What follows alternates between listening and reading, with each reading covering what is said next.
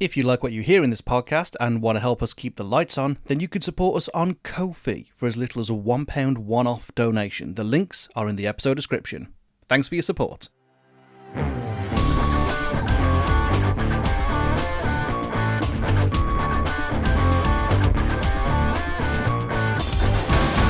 This is Skip, the podcast where we tell you, in our opinion, which albums are truly unskippable and which ones belong in the skip. I'm Mike. I'm Rob. And this week we are listening to Riot!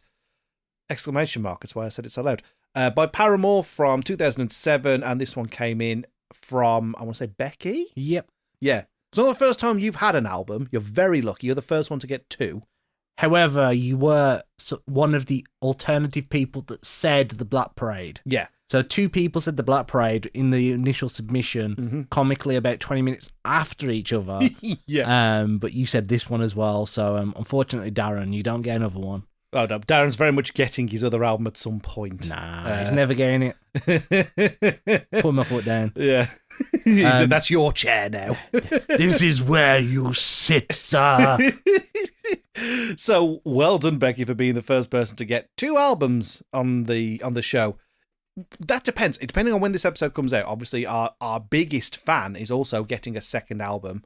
And weirdly enough, I spoke to her today. She's somebody I work with. Laura will be listening.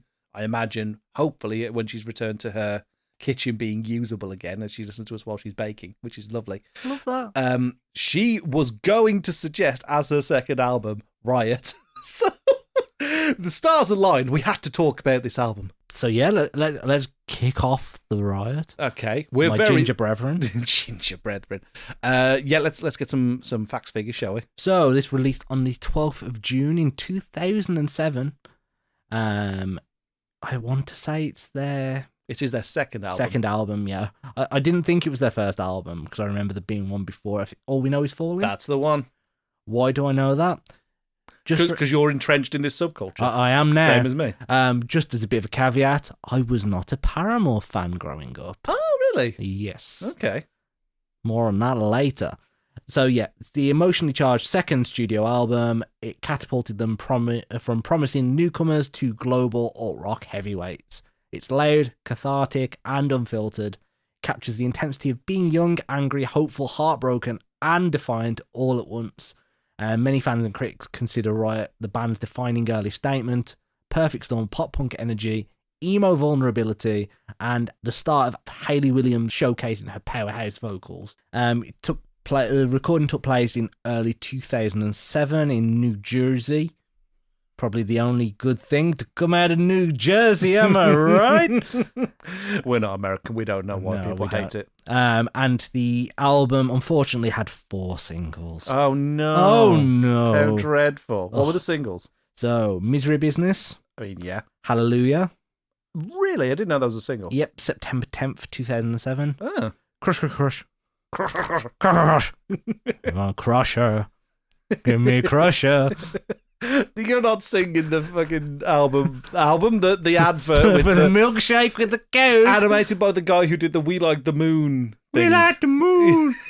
The moon is in the sky. That is like an internet fossil. Yeah.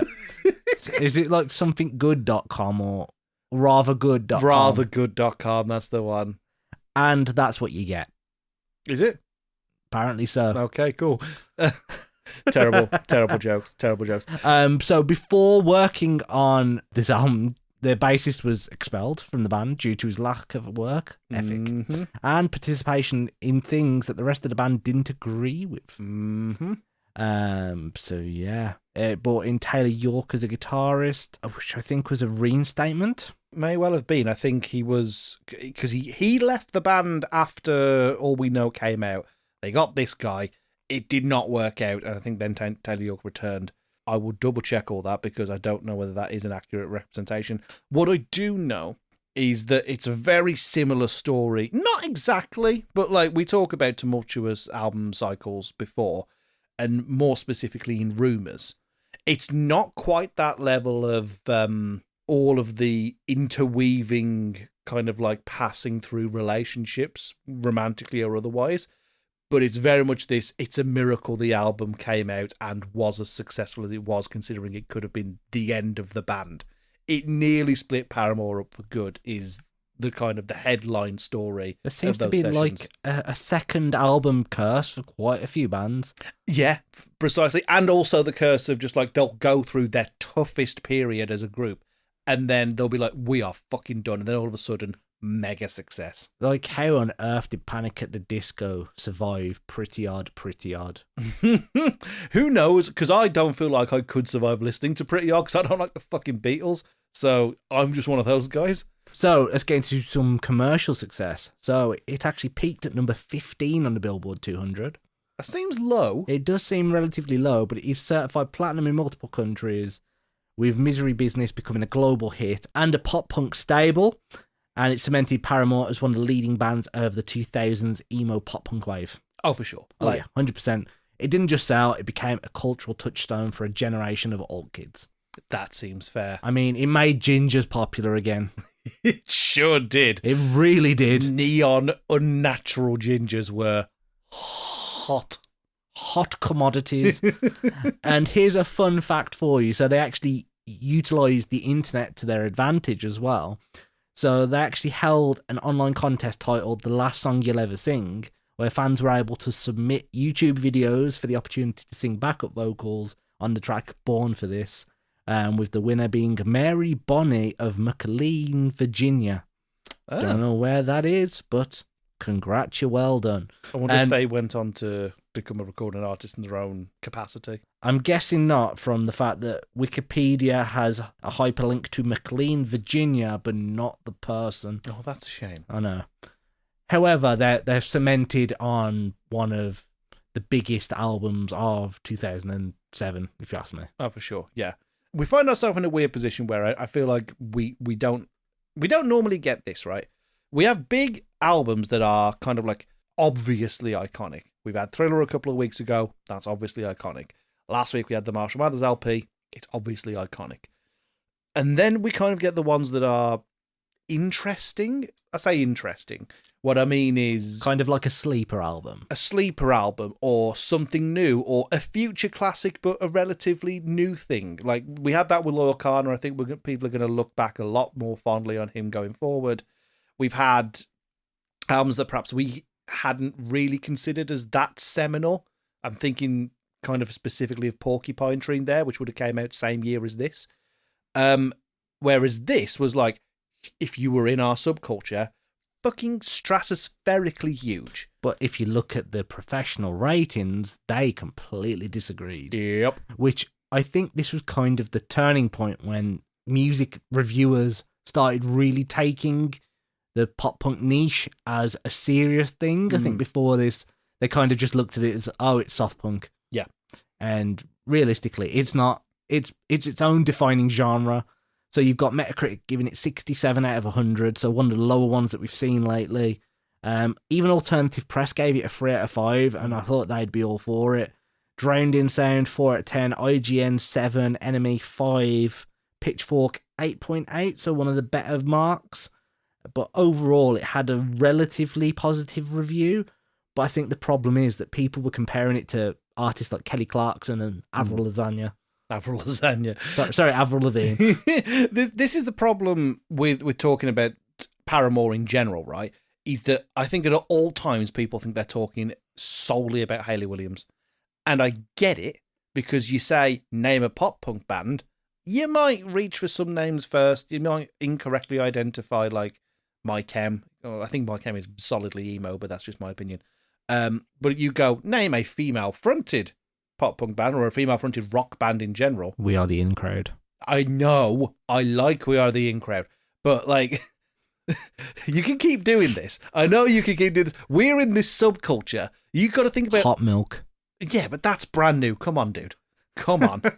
You asked. I will provide. What's the name of the Vukovi. one? I don't even know that one. The South Arcade. We saw South Arcade live. We certainly did. There's Poppy. I love Poppy. The point I'm trying to make. Oh yeah, and there's also Paramore. Hey! The point I'm trying to make is that, like, that's the name that most people would reach for first. Yeah, 100%. I mean, from our generation, definitely. And I think if you said that nowadays, they would not put Hayley Williams in that pop punk category. No. They put them more in the pop category, especially like with the later Paramore releases. But we're not talking about those. No. We're talking specifically about Riot. We are. X-Ray Specs, there's one for you. Sorry, I felt like I had to get one out there and be different, so I went for an older band. No. This is very much before... Cranberries. Fucking Cranberries is a good shout. Susie Sue and the Banshees. This is the fucking game now. This is before that transition into pop, when we started looking at Hayley Williams as an act into herself. And it's one of those things, unless you are part of that, kids, it wasn't just a phase, mum, it's a lifestyle. I've got your picture, I'm coming with you, dear Maria, count me in. Just quoted a meme randomly there. The thing is that Paramore has always been a collaborative effort. And what the success of this album ended up making was the Hayley Williams machine. Yep, 100%. It showed that she had an insane vocal range, which was only going to improve with more vocal training. And she showed the initial of what her vocal range could do and what people were going to expect from her in future, and it really like put that into the upper echelons to show not all women are going to sing in this way, not all women are going to be able to lead a pop punk band, not all women are going to do pop music. Like there's some people that are just born to do things in different ways and cover multiple genres. Yeah, but the industry is going to find a way to shove her into that box. Oh, 100%. Anyway. They're going to try to. But Airplanes, that was a thing she did after this album. Just like a lot of collaborations with like very soft rap pop artists that realistically don't do anything to kind of propel the artistic license of Paramore as a band, entirely to do with Hayley Williams, the brand. You see this leading up to like where we are now, where she's doing walk-ons during the Eras tour of the Taylor Swift, a person that comes out and does a song with her. And it's like, yeah, a star within her own right. But my God, didn't it feel more authentic when it was just the sweaty greb kids and the emos and the punk rockers coming together and enjoying this album specifically. So I have a lot of nostalgia for this. I don't know whether you can tell. I can tell. And I wish I had that nostalgia. But unfortunately, this album was ruined for me because I had a group of friends that were obsessed. And whenever they obsessed over something, they would play it on repeat. Oh no, really? So I tried my best to avoid it at all costs. Plus, I was going through the scene kid stage, which was like emo on steads, listening to the heaviest shit that you couldn't understand just to be different and edgy. Yes, I was one of those kids. I listened to Job for a Cowboy and said they were good. I listened to the pig squealing bands and going like ree ree for no good reason. I only have really listened to this album now. Okay, that is interesting. Let's discuss what your favourite tracks are. It's hard not to say the singles, right? It's really hard not to say the singles, and you can't talk about this album, this artist, this point in history unless you talk about Misery Business. Yes, I'm a basic bitch. Yes, I'm proud of it. It's still good. It's such a shame that Hayley Williams has now started to refuse playing this live. I think she started playing it again occasionally. She? Okay. I mean, you can't really release a song like this. Yes, the topic of it is insensitive and it's not what she wants to convey in a modern era, but it's the song that made you famous. You kind of need to pay that homage to your fans. Oh, totally. The idea that this is a song that is anti-women, I think, is a gross misappropriation of what the song is.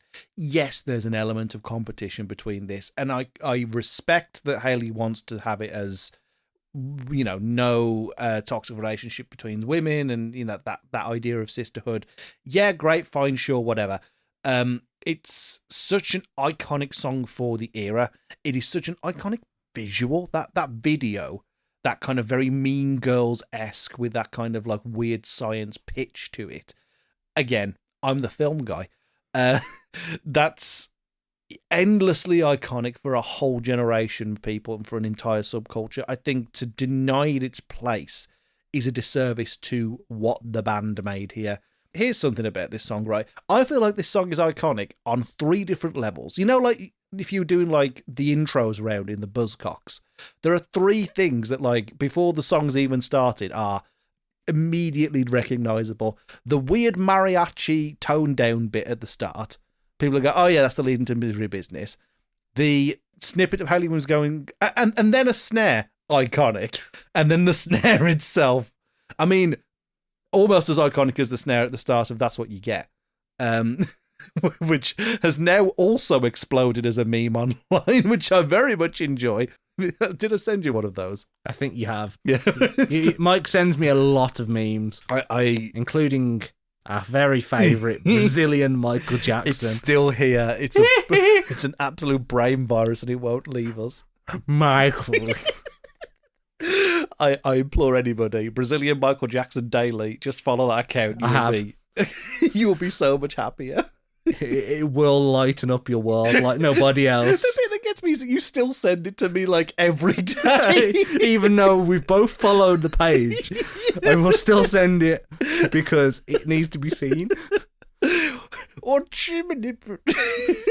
Michael. I just want to know how he gets so low. But anyway, Within Temptation. Sorry, I'm keeping that plate spinning as well. I finally remembered another female fronted rock band. Okay, Lacuna Coil. Oh fuck you! This is good. Okay, Nightwish. So the thing about how iconic Misery Business is the overplayed element, right? Is it overplayed? Yes. I mean, it's kind of undeniable. I worked in a rock nightclub for a year, and there was a pop punk floor and there was a metal floor, and this song would be played on both. It's a great song. It permeates different subcultures. It goes across every different sort of rock kid will enjoy this song deep down. But it is really overplayed. It is, but that's got a lot to do with the kind of infectious energy of it all. It is, and from the generation it was created in, because MySpace profile music was a thing. It certainly was. And YouTube video sharing was a thing. Music channels were available on Freeview TV, so every home had access to them if they had a Freeview box in the UK. Don't know about you, America. If we even have any American listeners, hit us up. You know where that email address is. But yeah, it's one of those where most people know it, and a new generation are now finding it as well, thanks to the wonders of TikTok.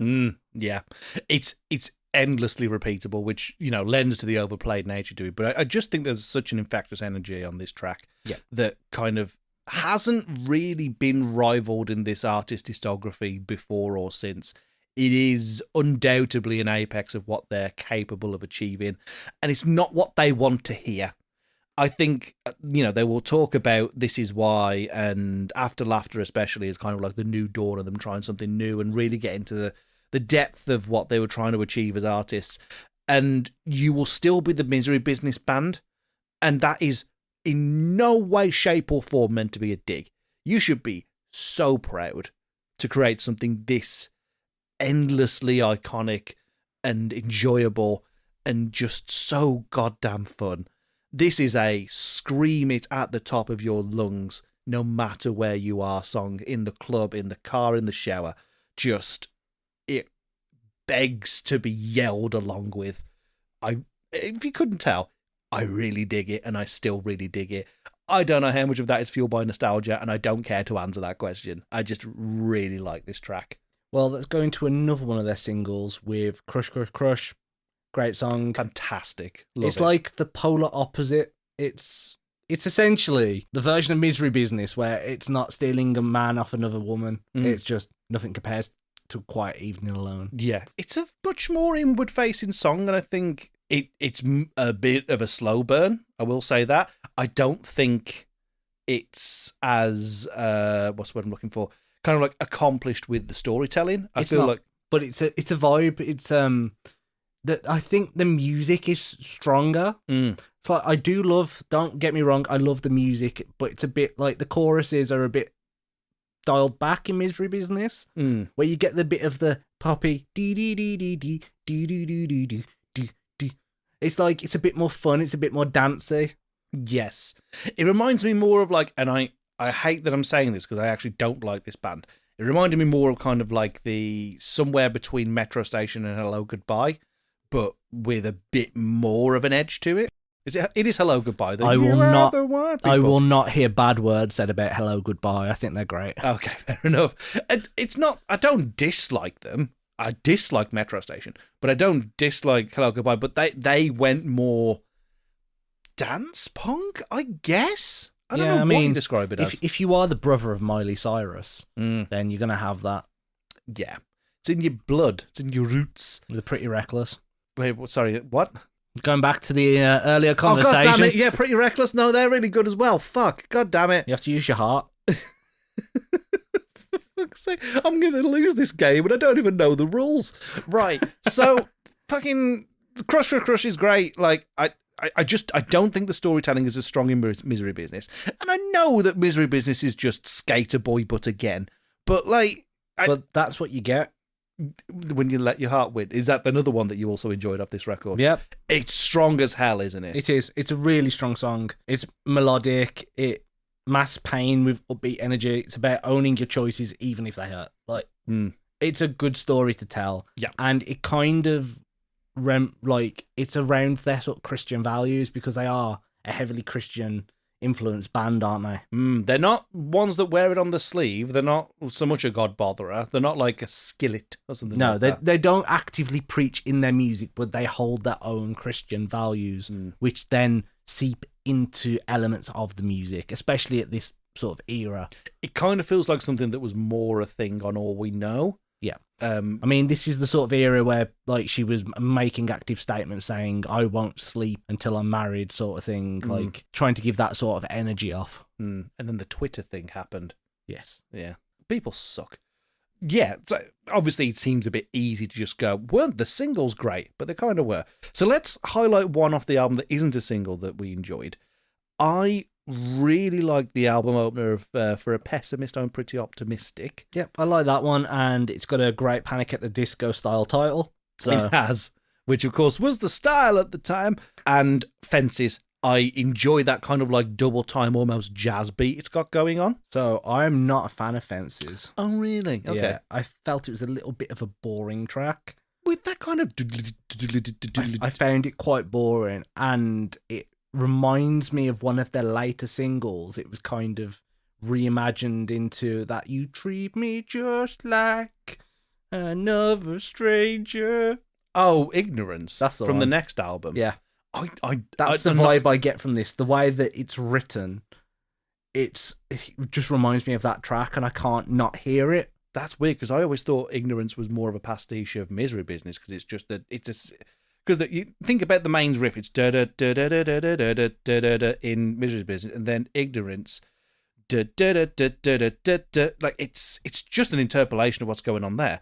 Whereas like Fences, that it's very interesting drum beat going on, which is like it's not in the genre, but then it finds a way to kind of wrap it back round to pop punk in the choruses, which I really enjoyed. I can see why you enjoy it. I just don't think it fits with the rest of the album. It's good to be experimental, of course, and you don't want to fit yourself into one particular box. I just felt that track was a little bit boring.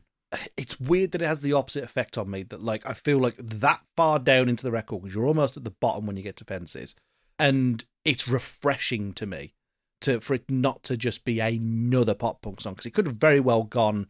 We talked about Ignorance. I think it's Brand New Eyes, the follow-up album. That is very much an album that you can point the accusation of, this gets boring by the time you're at the end. You get to the only exception on that album, and I'm like, I want to fucking claw my ears off. Not something that's a problem with Fences, I will say. Fair enough. I think it's just one of those where there is no doubt that we're going to have... You sly bitch. Well, I don't want to be a pretender. Oh, fuck off. We get it. You're woke. Okay. Sorry. If I don't stop, there's going to be a hole where the content is. Oh, can we not include Courtney Love? Oh, my God. Yeah. I apologise profusely. Have you just got your Spotify open? Are you cheating? Maybe. Don't make me get on Jefferson Airplane. Come on. Close the window. Play the game properly. Okay, I'm sorry. I respect the game. Ah. Okay, was there anything that you didn't enjoy on the album? So, I didn't like the track We Are Broken. Mm. I've talked about the sort of religious background that they had. This feels like a gospel preaching song to me. Mm. So I've over the years, I've been to church, of course, and I've heard I used to have a friend that was a drummer for a gospel band, and I've heard a fair bit of gospel music. It's not something I enjoy actively listening to. I'm not religious in the slightest. I appreciate the people that find solace in that style of music, but I don't find it myself, and I find it a bit I don't feel comfortable listening to. I mean, we talked about comfortability in the last album. We did Marshall Mathers and listening to some songs and feeling like a bit icky. And for me, whenever I sit and listen to the vocals of gospel music, like Skillet, stuff like that, or POD, that it makes me feel a little bit icky. And I'm like, this song feels like that. It's like I'd much rather listen to Hailstorm. Yeah. Why did I not get Hailstorm? I like Hailstorm quite a bit. Yeah, no, I get that, and I'm kind of with you on it. I don't think I was massively down on We Are Broken. What I do think is it is just a watered down version of Hallelujah. I think Hallelujah succeeds at being obviously pretty on the nose when it comes to its religious influences. But that one isn't hiding it. The title is literally a Christian term, isn't it? Yeah, essentially. sure. It's a religious term. So that one isn't trying to mask it, where this one feels like it's masking, and you get to the verse and it's a light is in the air, arms sway, let's all join hands in unity and sing along. Yeah. Woo! You can see the crucifix being lowered in the background. Whereas the light's coming up. Whereas Hallelujah kind of feels like it's using that as like an allegory, but it's more so talking about kind of like this relief and of tension, and it succeeds more by using it as a device rather than, like you say, masking the intent behind this relatively emo leaning songwriting here. Yeah, I'll be honest with you, I don't really have many low points on this. I very much enjoyed coming back to this, and again, a lot of that's probably due to my nostalgia. If I had to point at something and go, this is probably where it starts to sag for me, it's not until you get to Born for This where I'm kind of like, I could just go back round to the start now and feel fine. And it's not to say that Born for This is a bad song. It is not. It is just that point of the album where all the bits that I have that kind of nostalgia for, all those bits that I have the reverence for, have already played, and I'm now waiting for the album to end so that I could go and start it again. It wasn't something that I had, that felt like it had much staying power beyond the first couple of listens. Is that something that you picked up on, or did you not mind that one? I completely agree with you. The first listen was okay. It was a nice way to round it off. And then the more and more I listened to it, the more I realised that it's kind of lazy songwriting. It's a lot of repetition. And, my view on repetitive music, I'm not the biggest fan. Going over the same lyrics, and it's like, everybody sing like it's the last song you will ever sing. Like, you're saying the same word over and over again in the same sentence. Tell me, do you feel the pressure now? Like, loses me with repeating the words. Like, they could have come up with another chorus where it's not repetition. And I understand it's probably something that they wanted to perform live and have people sing back to them. But that's kind of lost on the album. I mean, that's a question, isn't it? Because if they're pivoting themselves towards being closer to stadium rock with this, it's kind of like they're trying to jump the gun on their kind of rise to fame. Because All We Know Is Falling, successful for what it was, nothing like the breakout mega hit that Riot turned out to be, certainly in the culture and for Hayley Williams as an artist. So I think it's wishful thinking, isn't it? It's manifesting the thing that you want it to be. Yeah, I can see that. And those bits aren't where it works for me. The bits where it did work for me is one where they tried something a little bit different inside the Wheelhouse, a la Fences, or where they've created an absolute moment and an encapsulation of that time, which would be, unfortunately, all the singles that I think are fantastic. Sorry to be that basic guy again. It's all good. Like, you're going to like the singles. There's a reason why singles are released. Like there's a reason why certain songs are picked as those singles. It's another short one again, I feel, this episode, because it's not even particularly like a short album. It's a fairly decent length album, but there is a sense of it being quite competent and cohesive for an artist's second album, and one with as much trouble as it had during the writing and recording and all that the other. I think the fact that it came out as cohesive and of the genre that it did, is kind of a miracle. And the fact that it, for me certainly, and I'm talking just about me now, that it has that staying power 20, well, it's not quite 20 years on yet, is it? It'll be next year. It'll be next year. Good God, it's 19 years on. We're all getting older and time is a flat circle. I think is testament to how strong this is. They've kind of survived through adversity by making this. And adversity is very much an element of the storytelling across all the different tracks here, so that is very much on theme. Just makes it quite an attractive package of an album altogether. It does. I can see why people adore this album. Like going back, I think if music reviewers had the sort of vision that they do of modern releases back then, they looked at this album again, they would probably rate it a lot higher. I think it'd be in the mid-80s. It's the same kind of thing that we saw from the Marshall Mathers LP last week. Yeah. Where at the time, it was too mired in controversy to be able to evaluate as a piece of art or a piece of cultural history. And I think, like you say, that can very much happen with this now. But saying that, just because I think it would rate high, does that mean it's something that I'd actively want to listen to? That's a question. Now, I will start this by saying I wrestled a bear once. God, Spirit Box, I know it's cheating, but I'll have that one. I'll stop now, I promise. I was surprised and I was excited when I heard the first track, and I thought it was a great track to start with. I enjoyed the first listen of the album, not going to lie. But as I've gone more and more through it, it's kind of hit me and the fatigue is setting, and that's why I love the fact that we go through the album so many times. I've been so divided on this one. I've been listening to it running, I've been listening to it walking, I've been listening to it in the car, in the gym. I've give it different like environments to try and see if any of the changes like can change my perception.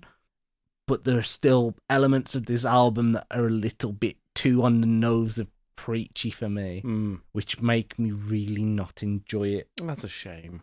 There are some great songs, but there are some that are just like a bit too twee. I think that's a good way to put it, and I think that has given me the skipped verdict.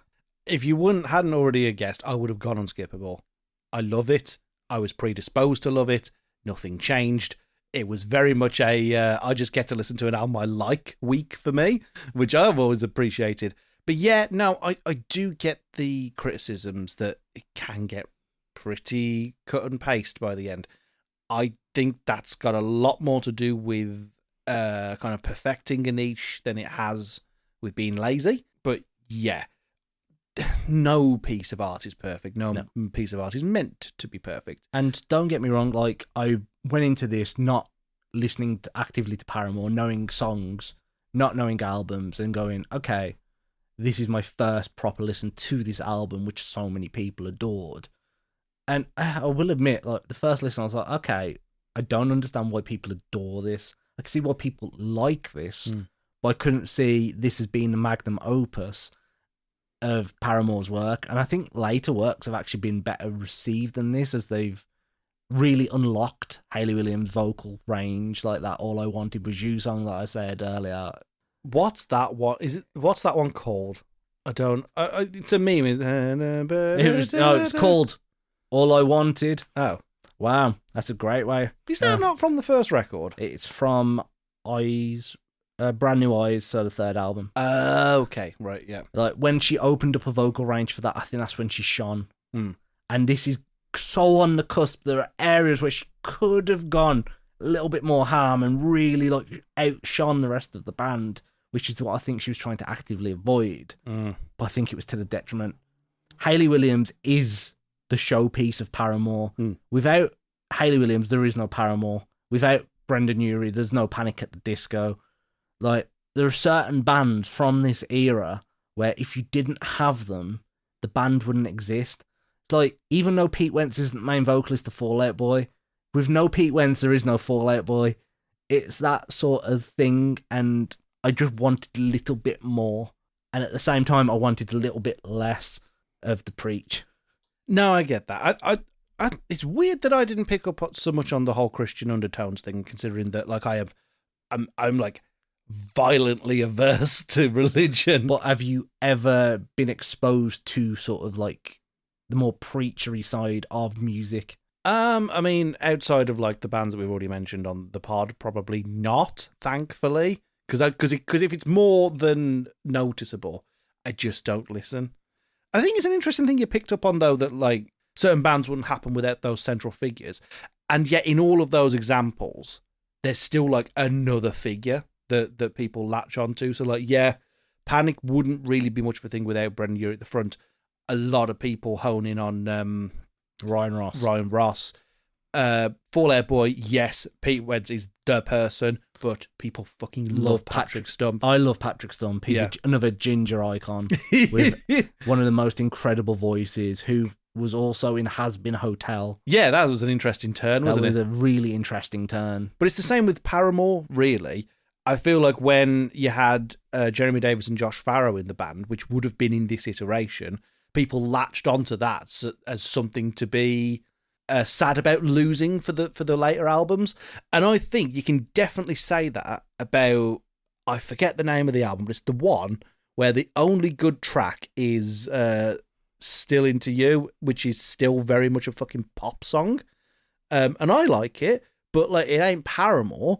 And then they go back to trying to fix that in the later stuff and kind of making Zach Farrow and Taylor York those kind of replacements for Paramore. Yeah, precisely. And that's finding, what the band stands for. I think it's a rare situation where the band no longer resembles what it once was, and yet it will be remembered for always being one thing, if you know what I mean. Like, it's an antithesis to Black Sabbath recently. Like, Black Sabbath will always be, no matter like what happened with Ozzy when he left and then they got Dio in and all that the other. It was just very clearly a godfather of metal band. It was always that in all of its iterations. Paramore is a thing that has always had its main draw at the front, no matter what happened, and has managed to wear a lot of different hats. I still think the one that fit first is the one that fits best, but I am very much blinded by nostalgia, and I'm not ashamed to say that this time around. No, it's all good, and the point of this pod is that we can look at nostalgic albums and reevaluate them to see if our decisions have changed. But yeah, so unfortunately today, as much as Mike loves this album, I have had to put it in the skip, and I am sorry. Both of your albums have gone in the skip, Becky. Both albums that were really iconic for our era, but still both albums that I just find too many flaws in to truly want to listen to all of it. And it's like I gave it a really good try, and I've sat and listened to it so many times, and there are some really good highlights, but there are just a few lowlights that just ruin the experience for me. Yeah, that's how I felt about Black Parade, where it's just like too many of these songs are similar, and I fucking hate teenagers, which is like, it's not the problem I've got here at all, which is what I was so ready to go. It's going on that fucking wall.